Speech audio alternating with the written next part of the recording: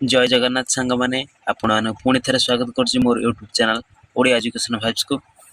आज आम यही वीडियो रे डिस्कसन करवा। पिला माने बहुत रिक्वेस्ट करते कि जी सार +3 फिफ्थ सेमिस्टर क्लास आनतु तो या पूर्व +3 फिफ्थ सेमिस्टर सिलेबस डिस्कसन कर देजी चैनल प्लेलिस्ट अच्छी जाकि जो मैंने देखना देखी नियंतु है कि।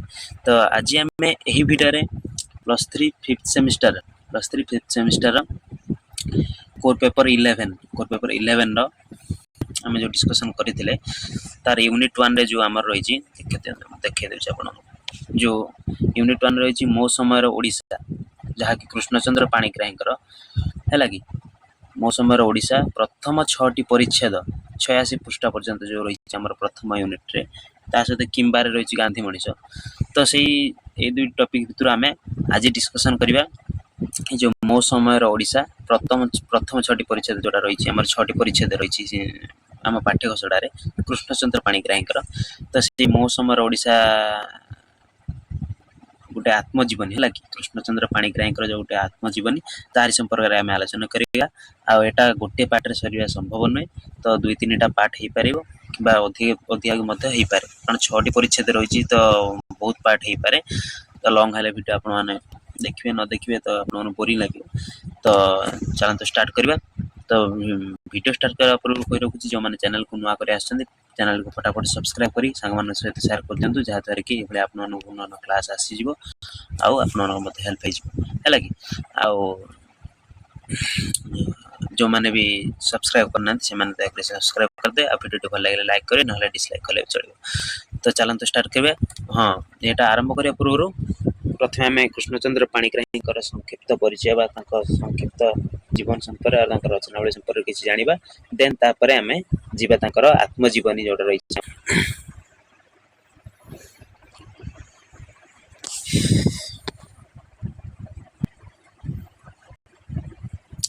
तो चलतु एवं आम स्टार्ट करवा कृष्णचंद्र पाणिग्राहींकर संक्षिप्त परिचय है संक्षिप्त परिचय संपर्क में जाना देन तांकर आत्मजीवन संपर्क आलोचना करवा। ओडिशार जड़े प्रतिष्ठित प्रत्नतत्वविद ऐतिहासिक एवं विशिष्ट प्राबंधिक भावे पद्मश्री कृष्णचंद्र पाणिग्राही ओडिया सारस्वत जगत में परिचित। से पद्मश्री उपाधि पाई से जड़े प्रत्नतत्वविद है आर्किओलोजिस्ट जहाँ कहते इंग्राजी आर्किओलोजिस्ट है प्रत्नतत्वविद ऐतिहासिक एवं विशिष्ट प्राबंधिक भाव जानी। प्राबंधिक माने तांकर प्रबंध तुम मैंने पढ़ी समस्ते किंतु भूली जाइए प्राय कि प्राय मन रखिए मन रखिए भल कथा। तो +2 समय जो मैंने पढ़ी पुष्पपुर वर्षावरण जोटा आमर पुष्पपुर वर्षावरण है हाँ जो लेखक थे प्राबंधिक थे सी होती कृष्णचंद्र पाणिग्राही है कि मन पड़ा से कृष्णचंद्र पाणिग्राही किए तो से होती कृष्णचंद्र पाणिग्राही तांकर आत्मजीवन में पढ़ा। तापर से 1909 मसीहा डिसेम्बर 1 तारिख रे मयूरभंज जिलार खिचिंग ठार जन्मग्रहण करथिले एवं 1987 मसीह फेब्रुआरी 25 तारिख रे देहांत हो। से कलिकता विश्वविद्यालय प्राचीन भारतीय इतिहास और संस्कृति स्पेलिंग गोटे मिस्टेक होता है पारे तो ठीक एडजस्ट करिवे इतिहास और संस्कृति विषय उच्च शिक्षा समाप्त करी ओडिशार विभिन्न सरकारी शिक्षानुष्ठान इतिहास विभाग में प्रोफेसर भाव कार्य करने सह प्रत्नतत्व विभाग में गवेषणा करते। तो से कलिकता विश्वविद्यालय प्राचीन भारतीय इतिहास और संस्कृति विषय में उच्च शिक्षा समाप्त करते है कि तापर ओडिशार विभिन्न सरकारी शिक्षानुष्ठान इतिहास विभाग प्रोफेसर भाव कार्य करने सह प्रत्नतत्व विभाग में आर्किओलोजी डिपार्टमेंट रे गवेषणा करते रिसर्च करते। ओडिया साहित्य एवं ऐतिहासिक गवेषणा को समृद्ध करिवारे तांकर अवदान बेस गुरुत्वपूर्ण। तांकर रचित प्रमुख कृति गुड़िक मध्य रही कौन ना इतिहास और किंवदंती प्रबंध मानस ओडिशार इतिहास और संस्कृति रे जाजपुर सारला साहित्य रे ऐतिहासिक चित्र एवं इंग्राजी रे लिखित तांकर कौन ना हिस्ट्री ऑफ ओडिशा और आर्कियोलॉजिकल रिमेन्स एट भुवनेश्वर है आदि प्रधान तांकर एही रचनावली ओडिशार प्राचीन इतिहास और संस्कृतिर एक वैज्ञानिक तथा विश्लेषणात्मक चित्र प्रदान करिथाय। तो ये तो गला रचनावली। तापर देखिए तांकर रचित आत्मजीवनी जोटा आमर पाठ्यघोषणा रही सिलेबस रही रचित आत्मजीवनी ମୋ ସମୟରେ ଓଡ଼ିଶା ଓଡ଼ିଆ ସାହିତ୍ୟର ଏକ ଉଲ୍ଲେଖନୀୟ ରଚନା ହେଲା କି, ଯେଉଁଥିପାଇଁ ସେ 1979 ମସିହାରେ ହେଲା କି 1979 ମସିହାରେ ଓଡ଼ିଶା ସାହିତ୍ୟ ଏକାଡେମୀ ପୁରସ୍କାରରେ ସମ୍ମାନିତ ହୋଇଥିଲେ ତାଙ୍କର ଆତ୍ମଜୀବନୀ ପାଇଁ ହେଲା। ମୋ ସମୟରେ ଓଡ଼ିଶା ଯୋଉ ଆତ୍ମଜୀବନୀ ପାଇଁ ସେ 1979 ମସିହାରେ ଓଡ଼ିଶା ସାହିତ୍ୟ ଏକାଡେମୀ ପୁରସ୍କାର ପାଇଥିଲେ। ଏହି ଗ୍ରନ୍ଥରେ କ'ଣ ରହିଛି ନା କେବଳ ତାଙ୍କ ବ୍ୟକ୍ତିଗତ ଜୀବନର ସଂଘର୍ଷ ରହିନାହିଁ କିମ୍ବା ଶିକ୍ଷାଗତ ଯାତ୍ରା ଓ କର୍ମମୟ ଜୀବନର ଅନୁଭୂତି ବର୍ଣ୍ଣିତ ହୋଇନାହିଁ।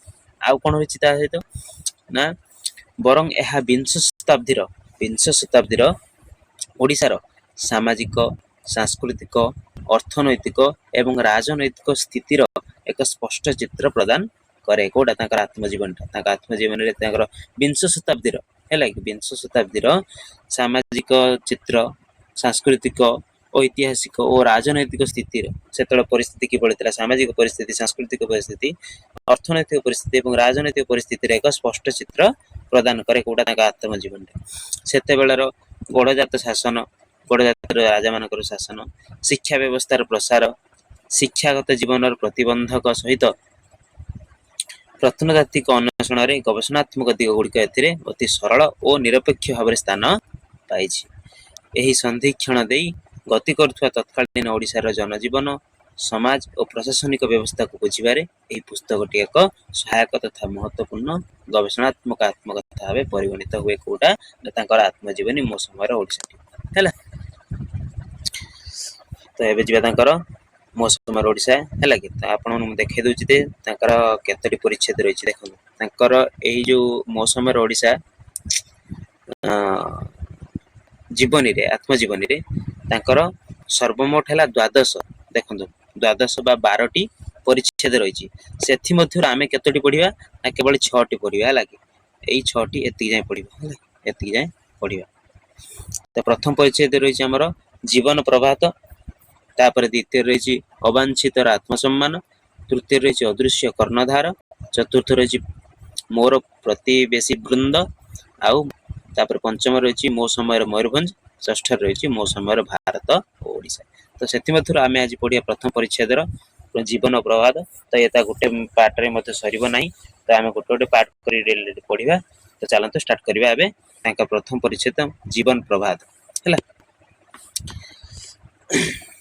ଦେଖନ୍ତୁ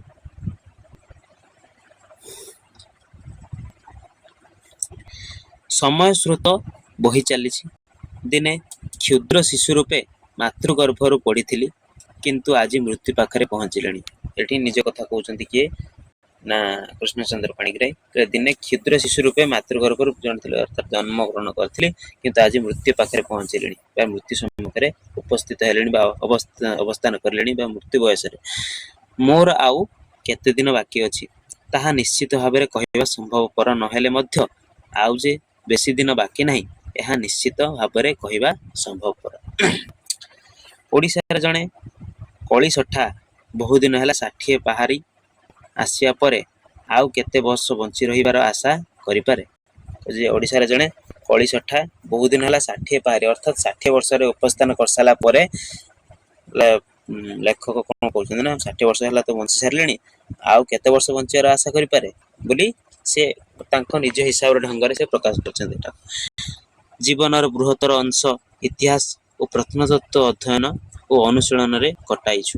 ଅର୍ଥାତ୍ ସେ ନିଜେ କହୁଛନ୍ତି ଯେ ଜୀବନର ମୋର ପ୍ରତ୍ୟେକଟି ଜୀବନ କ'ଣ କରିଛି ନା ନା ଅଧିକାଂଶ ସମୟରେ ବୃହତ୍ତର ଜୀବନ ହେଲା କି ଜୀବନର ବୃହତ୍ତର ଅଂଶ ଅର୍ଥାତ୍ ମୋ ଜୀବନର ଅଧିକାଂଶ ସମୟ କ'ଣ କରିଛି ନା ଇତିହାସ ଓ ପ୍ରତ୍ନତତ୍ତ୍ୱ ଅଧ୍ୟୟନ ଓ ଅନୁଶୀଳନରେ କଟା ହେଇଛି ବୋଲି ଲେଖକ କହୁଛନ୍ତି ହେଲା। ଟିକେ ବୁଝନ୍ତୁ ହେଲା କି। ତ ପ୍ରଥମେ ଆପଣ ବୁଝିପାରୁଥିବେ କ'ଣ ଏଗୁଡ଼ାକ। ତ ଆମେ ଯେତେବେଳେ ଆଗକୁ ପଢିବା ତା ଭିତରେ ଗଲେ ସିନା ଜାଣିବା। ଫାଷ୍ଟରୁ କ'ଣ ଗୋଟେ କଭର, ଗୋଟେ ବହିର ଆମେ କଭରକୁ ଦେଖି ତା ବହିକୁ ଜଜମେଣ୍ଟ କରିପାରିବେ। ତ ଆଗେ ବୁଝନ୍ତୁ ହେଲା, ଗୋଟେ ଗୋଟେ କଥା ବୁଝନ୍ତୁ। ଏଟା ଯେହେତୁ ଆତ୍ମଜୀବନୀ ପ୍ରଥମ ଆପଣମାନଙ୍କ ସିଲାବସରେ ରହିଛି, ତ ଆପଣ ଜାଣିଥିବେନି କିଭଳିଆ କ'ଣ। ତ ଫାଷ୍ଟ ନୂଆ ଲାଗିବ, ଟିକେ ଅଲଗା ଲାଗିବ ହେଲା କି, ତ ବୋରିଂ ଲାଗିବ। ତ ଟିକେ ବୁଝନ୍ତୁ। ଯେନ୍ ତାପରେ କ'ଣ ହେଇଛି, ସେହି ଦୃଷ୍ଟିରୁ ଭାଷା ମାଧ୍ୟମରେ ମୋ ସମୟ ଓଡ଼ିଶାର ଚିତ୍ରଟି ଆଙ୍କିବାକୁ ପ୍ରୟାସ ହେଇଛି। ଅର୍ଥାତ୍ କହୁଛନ୍ତି କ'ଣ ନା ସେଥିପାଇଁ ମୁଁ ମୋ ସମୟର ଓଡ଼ିଶା ଯୋଉ ଗ୍ରନ୍ଥଟିକୁ ସେ ବା ରଚନାଟିଏ କରିବାକୁ ଚେଷ୍ଟା କରିଛନ୍ତି କିଏ ନା ପ୍ରୟାସ କରିଛନ୍ତି କିଏ ଆମର ଲେଖକ କୃଷ୍ଣଚନ୍ଦ୍ର ପାଣିଗ୍ରାହୀ। ଏହା ମୋର ଖାଲି ଜୀବନ କାହାଣୀ ନୁହେଁ। ସେ କହୁଛନ୍ତି ଯେ ଏଇ ଯୋଉ ମୋ ସମୟରେ ଓଡ଼ିଶା ଗ୍ରନ୍ଥଟି ତାର ଖାଲି ଜୀବନୀ ନୁହେଁ, ହେଲା କି ତାଙ୍କର ଆତ୍ମଜୀବନୀ ନୁହେଁ।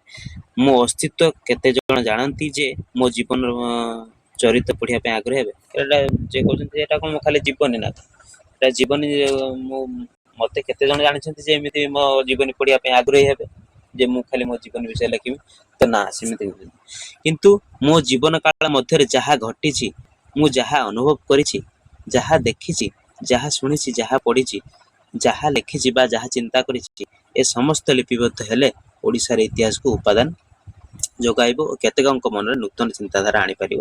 ଏହି ଆଶାରେ ହିଁ ଏ ଗ୍ରନ୍ଥଟି ଆରମ୍ଭ କରେ।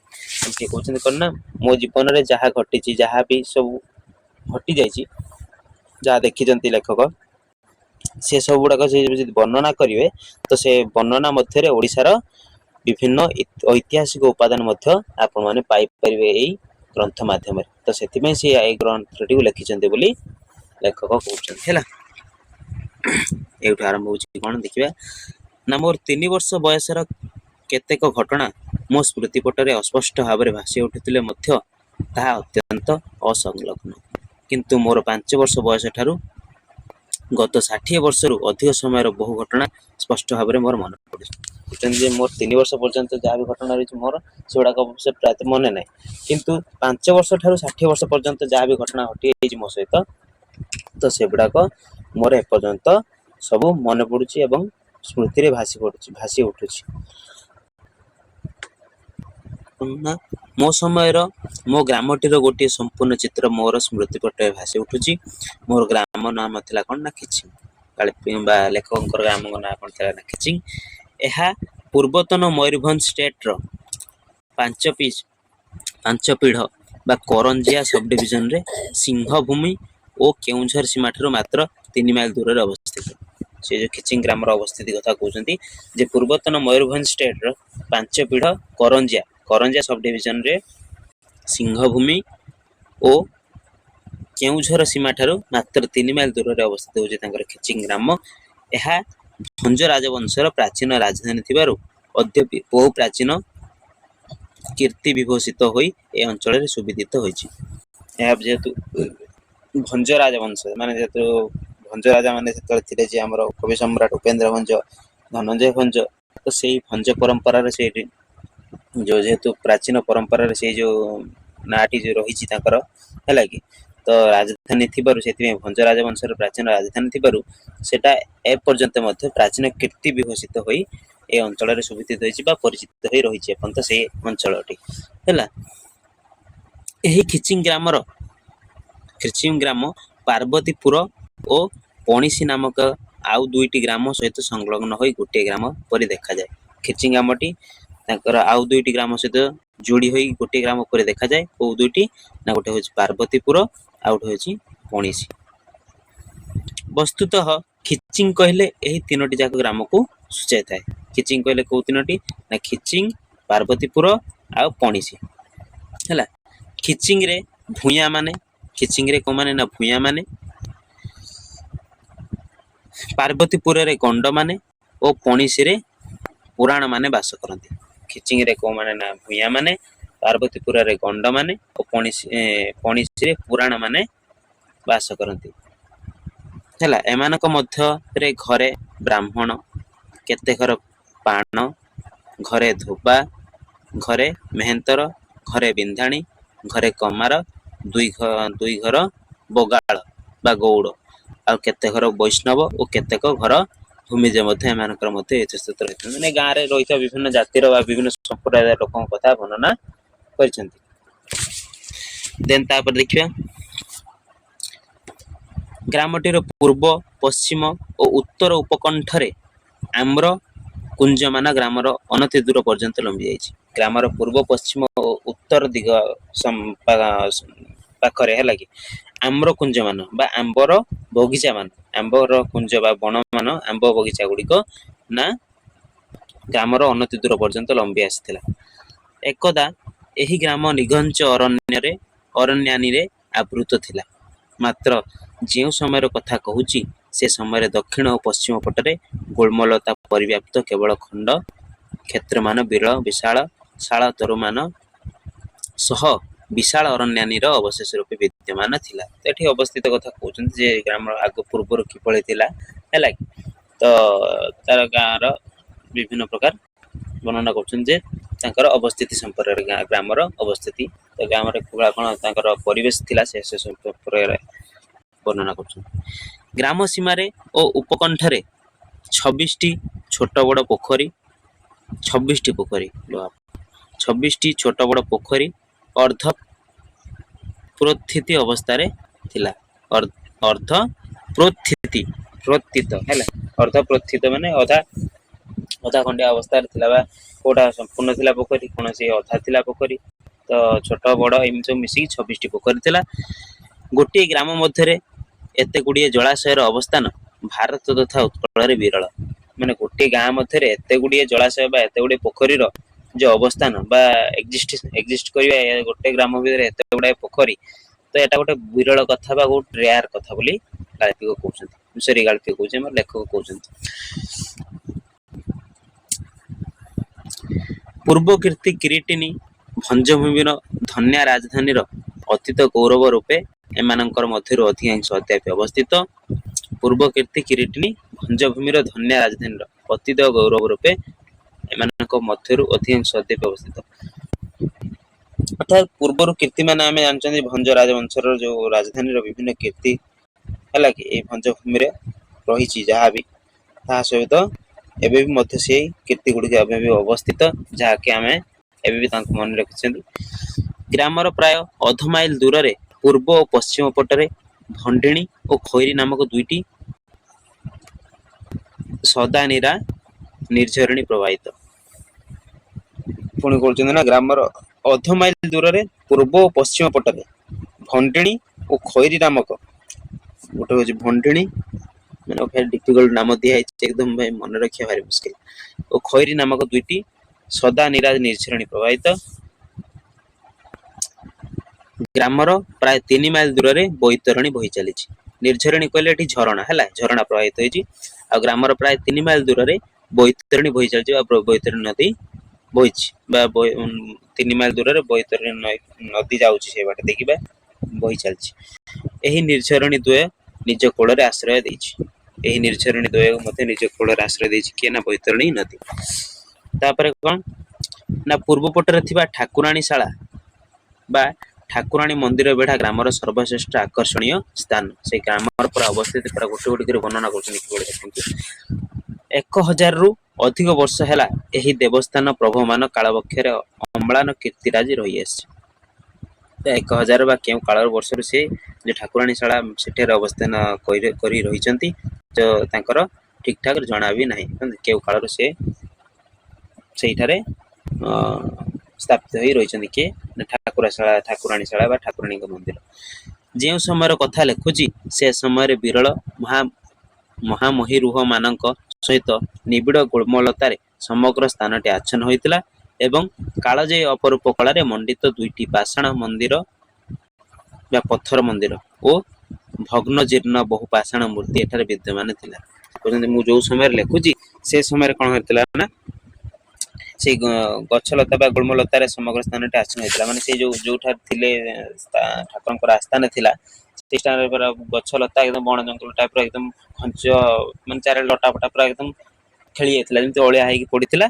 ଆଉ ପାଷାଣ ମନ୍ଦିର, ସେ ଅପରୂପ କଳାରେ କଣ ଥିଲା ନା, ଦୁଇଟି ପାଷାଣ ମନ୍ଦିର ଥିଲା, ଦୁଇଟି ପଥରରେ ମନ୍ଦିର ଥିଲା ଏବଂ କିଛିଟା ଭାଙ୍ଗି ଯାଇଥିବା ବହୁତ ପଥରର ମୂର୍ତ୍ତି ମଧ୍ୟ ଥିଲା ହେଲା।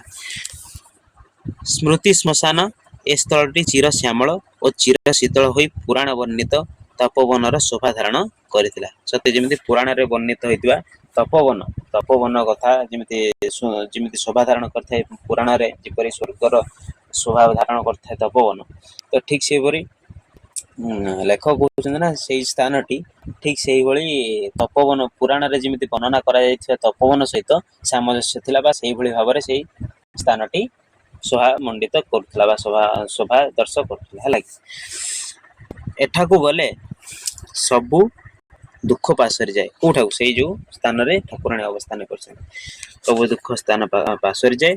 ଅନାମ ପୁଷ୍ପ ସମ୍ଭାରର ସୁଗନ୍ଧ, ବିଭିନ୍ନ ପ୍ରକାର ପୁଷ୍ପ ମାନେ ଫୁଲମାନଙ୍କର ଅଜଣା କେତେକ ଅଜଣା ଫୁଲର ପୁଷ୍ପର ଯୋଉ ବାସ୍ନା ଆଉ ଅଜ୍ଞାତନାମା ବହୁ ବିହଙ୍ଗର କାକଳି ଏବଂ ଅଜଣା ଥିବା କେତେକ ପକ୍ଷୀମାନଙ୍କର ମଧ୍ୟ କାକଳି ବା ତାଙ୍କର ରାବ ତରୁ ଗୁଳ୍ମଲତାର ନୈସର୍ଗିକ ପ୍ରେମ ବନ୍ଧନରେ ବିନିର୍ମିତ କୁଞ୍ଜ ହେଲା। ତ ପୁଣି କହୁଛନ୍ତି ନା କଣ, ତରୁ ଗୁଳ୍ମଲତାର ନୈସର୍ଗିକ ପ୍ରେମ ବନ୍ଧନରେ ବିନିର୍ମିତ ପୁଞ୍ଜ ପୂର୍ବ ବିଭବର ବାର୍ତ୍ତାବହ ବହୁ ପ୍ରାଚୀନ କୀର୍ତ୍ତି ସମସ୍ତେ ମିଳି ଦର୍ଶକଙ୍କୁ ତଣ୍ଡୁଳ ତୈଳ ଶାକ ଲବଣର ସଂସାରରୁ ଘେନି ଯାଇ ଶାନ୍ତିମୟ ଧାମରେ ପହଞ୍ଚାଇଥାନ୍ତି।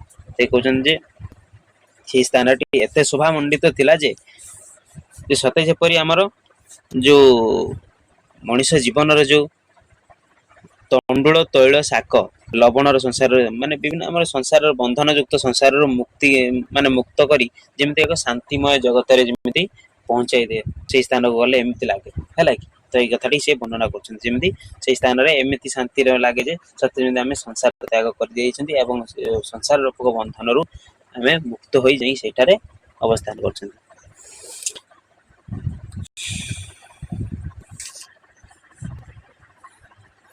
ତାପରେ କଣ ହେଇଛି ନା ଷଡ଼ ଋତୁର ପ୍ରଭାବ ଅନ୍ୟତ୍ର ଅନୁଭୂତ ହେଉ ବା ନ ହେଉ ଏଠାରେ ନିଶ୍ଚିତ ଭାବରେ ଅନୁଭୂତ ହୁଏ। ଏଇ ଯୋଉ ଆମର ବର୍ଷକର 6 ଋତୁ ବା ଷଢ଼ ଋତୁ କଥା କୁହାଯାଉଛି, 6ଟି ଋତୁ ରହିଛି, ସେଇ 6ଟି ଋତୁର ପ୍ରଭାବ ଅନ୍ୟ କୋଉଠାରେ ଅବସ୍ଥାନ ବା ଅନୁଭବ ହେଉ କି ନ ହଉ ସେହି ସ୍ଥାନରେ କିନ୍ତୁ ଅନୁଭବ ହୁଏ। କୋଉଠି ତାଙ୍କର ଗ୍ରାମରେ ବସନ୍ତଙ୍କ ବାର୍ତ୍ତାବହ କୋକିଳର କୂଜନରେ ଖାଲି ଏହି ଦେବସ୍ଥଳଟି ନୁହେଁ, ସେଇ ଗ୍ରାମରେ ଯୋଉ ଦେବସ୍ଥଳରେ ଯୋଉଟା ଆମେ ପଢୁଥିଲେ ତ ସେଇ ସ୍ଥାନରେ ଷଢ଼ ଋତୁର ଅନୁଭବ ମଧ୍ୟ ହୋଇଥାଏ ଏବଂ ବସନ୍ତଙ୍କ ବାର୍ତ୍ତାବହ କୋକିଳର କୂଜନରେ ବସନ୍ତକ ମାନେ ବସନ୍ତ ଋତୁରେ କୋଇଲି ଯେହେତୁ ବୋବାଇ ଥାଏ ନା, ତ ବସନ୍ତ ଋତୁ ଯେମିତି ସତେକି ପ୍ରେରଣ କରିଛି କୋଇଲିକୁ ସେଠି ଯାଇକି ରାବିବା ପାଇଁ, ଆଉ କୂଜନରେ ଖାଲି ଏହା ଦେବସ୍ଥଳଟି ନୁହେଁ, ସେଇ ଯୋଉ କୋଇଲିର ରାବରେ ସେଇ ଦେବସ୍ଥଳଟି ଖାଲି ନୁହେଁ ବସନ୍ତ ଋତୁରେ କୋଇଲିର ଯୋଉ ରାବରେ ସେଇ ଯୋଉ ଖାଲି ଠାକୁରଙ୍କ ଆସ୍ଥାନ ସ୍ଥଳୀଟି ବା ଠାକୁରଙ୍କ ସ୍ଥଳୀଟେ ନୁହେଁ, ଆଉ ସମଗ୍ର ଗ୍ରାମଟି ମୂର୍ଚ୍ଛିତ ହୋଇ ଉଠୁଥିଲା କୋଉଠି ନା ସେଇ କୋଇଲିର ରାବରେ ବସନ୍ତ ଋତୁରେ ହେଲା କି। ଏଇ ଗ୍ରାମର ନବାଗତ ଅତିଥି ମୁଁ ମନେ ମନେ ଭାବୁଥିଲି ଏ ସ୍ୱର୍ଗୀୟ ସ୍ୱର ଲହରୀ କଣ କୌଣସି ପକ୍ଷୀ କଣ୍ଠରେ ସମ୍ଭୂତ ନା ଦେବଲୋକରୁ ଆଗତ। ସେ କହୁଛନ୍ତି ନା ଏଇ ଯୋଉ କୋଇଲିର ରାବ ବା ତାର ସ୍ୱରକୁ ଶୁଣିକି ଲେଖକ କହୁଛନ୍ତି ନା ଏଇ ଯୋଉ ସତେ କି ଜଣେ କଣ ପକ୍ଷୀ ଏପରି ଭାବରେ ରାବ ଦେଇପାରେ ମଧୁର ସ୍ୱରରେ, ନା ସେ ସତେ କି ଆଉ ଦେବଲୋକର ଆସିଛି ବୋଲି ସିଏ ଭାବୁଛନ୍ତି। ବର୍ଷର ବହୁ ମାସରେ କାମିନୀର କମନୀୟ ପୁଷ୍ପ ସମ୍ଭାର ସମଗ୍ର ସ୍ଥାନଟିରେ ସୁବାସ ବିତରଣ କରୁଥିଲା। ସାରା ବର୍ଷ ଯାକ ସେଠାରେ ବିଭିନ୍ନ ପ୍ରକାର ଫୁଲ ଫୁଟି ସେଇ ସ୍ଥାନ ମାନଙ୍କରେ ମହକେଇ ତାର ବାସ୍ନା ବିତରଣ କରି ଚତୁର୍ଦିଗରେ ମହକ ଖେଳାଉଥିଲା ହେଲା କି। ବସ୍ତୁତଃ ଦେବସ୍ଥଳୀରେ ଗୁଳ୍ମଲତା ମଧ୍ୟରେ କାମିନୀର ସଂଖ୍ୟା ସର୍ବାଧିକ ଥିଲା। କାମିନୀ ଗୋଟେ ଫୁଲ ଥିଲା ହେଲା, ସେ କାମିନୀ ଜାତି ଫୁଲ ଅତ୍ୟଧିକ ହେଇଥିଲା କୋଉ ଜାଗାରେ ନା ଦେବସ୍ଥଳୀ ଥିଲା ଯୋଉଠାରେ ଠାକୁର ରହିଛନ୍ତି। କୃଷ୍ଣଚୂଡା ଓ କିଂଶୁକ କାଳୋପଯୋଗୀ ଅଜସ୍ର ପୁଷ୍ପ ସ୍ତବକରେ ମଣ୍ଡିତ ହୋଇ ଏହାର ଶୋଭାବର୍ଦ୍ଧନ କରୁଥିଲା। ତ କାମିନୀ ଫୁଲ ସହିତ କୃଷ୍ଣଚୂଡା କିଂଶୁକ କାଳୋପଯୋଗୀ ହେଲା, ଏହା ସହିତ ଅଜସ୍ର ଆହୁରି ମଧ୍ୟ ଅନେକ ପୁଷ୍ପ ସେଠାରେ ଫୁଟି ବିଭିନ୍ନ ଶୋଭା ବା ସୁନ୍ଦରତା ମଣ୍ଡନ କରୁଥିଲା ବୋଲି ଲେଖକ ବର୍ଣ୍ଣନା କରୁଛନ୍ତି। ତ ଏତିକି ଆଜି ଆମେ ଏଇ ପାର୍ଟରେ ପଢିବା ହେଲା କି, ପାର୍ଟ ୱାଇଜ ପଢିବା, ତ ନହେଲେ ଆପଣଙ୍କ ଭିଡିଓ ଲଙ୍ଗ ହେଇଗଲାଣି ହେଲା କି, ତ ବୋରିଂ ଲାଗିବ। ତ ଫାଷ୍ଟ ମୁଁ ଜାଣିଛି ଆପଣମାନଙ୍କୁ ବୁଝିବାରେ ଭାରି ଅସୁବିଧା ହଉଥିବ, କାରଣ ଏଟା ପ୍ରଥମ ଥର ପଢୁଛନ୍ତି ନା, ସିଲାବସରେ ଥିଲାନି, ଆଉ ଟିକେ କଷ୍ଟ ଲାଗୁଥିବ ଯେହେତୁ ମାର୍ଜିତ ଭାଷା ବର୍ଣ୍ଣନା କରାଯାଇଛି, ସାହିତ୍ୟିକ ଭାଷାରେ ବର୍ଣ୍ଣନା କରାଯାଇଛି। ତ ଏତିକି ଆମେ ଆଜି ପଢିବା, କାରଣ ଆମେ ଲେଖକଙ୍କର ସଂକ୍ଷିପ୍ତ ପରିଚୟ ଜାଣିଲେ ଆଉ ଟିକେ ଆଗରୁ ପଢି ହେଇଥାନ୍ତା ତ କିନ୍ତୁ ଆପଣ ମାନଙ୍କର ଲଙ୍ଗ ହେଇଯିବ ଭିଡିଓ, ଏଇଠି ଏଣ୍ଡ କରିବା। ଦେନ୍ ଆମେ ନେକ୍ସଟ ପାର୍ଟରେ ଏଇଠୁ ଆରମ୍ଭ କରିବା ହେଲା। ତ ଭିଡିଓଟି ଭଲ ଲାଗିଥିଲେ ଲାଇକ୍ କରିବେ ଏବଂ ଯଦି ବା କୋଉଠି ଅବୁଝା ପଡୁଛି ଆପଣମାନେ କମେଣ୍ଟରେ ମତେ ଜଣେଇବେ। ତ ଭିଡିଓଟି ଏଣ୍ଡ କରିବା। ଜୟ ଜଗନ୍ନାଥ, ବନ୍ଦେ ଉତ୍କଳ ଜନନୀ। ଦେନ୍ ନେକ୍ସଟ ପାର୍ଟରେ ଆମେ ତା ପରଠୁ ଆଲୋଚନା କରିବା ହେଲା।